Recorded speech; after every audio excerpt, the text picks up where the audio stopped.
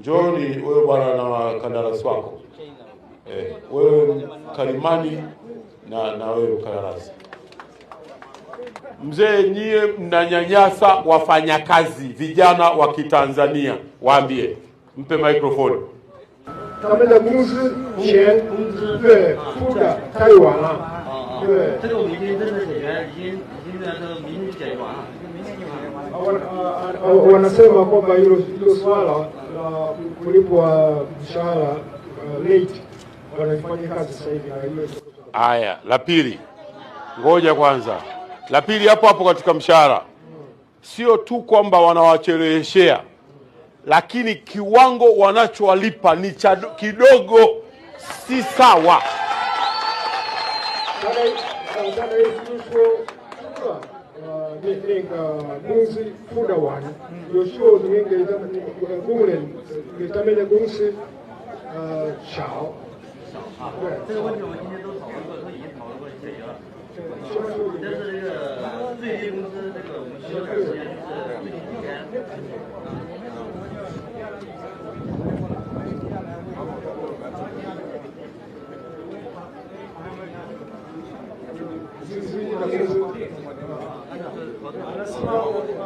washaongea na wakubwa zao Dar es Salaam, watahakikisha kwamba wanalipa kwa kiwango cha Watanzania kinachotakiwa. Hasa kima cha chini. Okay.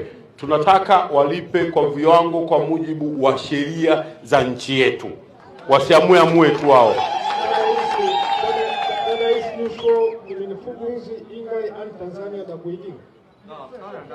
Okay.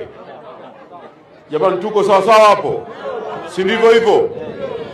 Wanasema wanakwenda kuzungumza na wakubwa wao. Na sisi tutamshauri Mheshimiwa Waziri Mkuu. Sisi tutamshauri Mheshimiwa Waziri Mkuu, Mheshimiwa Mkuu wa Mkoa, ya kwamba hawa tunaozungumza nao ni wadogo. Tunataka wakubwa wao watoke huko waliko waje wakutane na sisi hapa.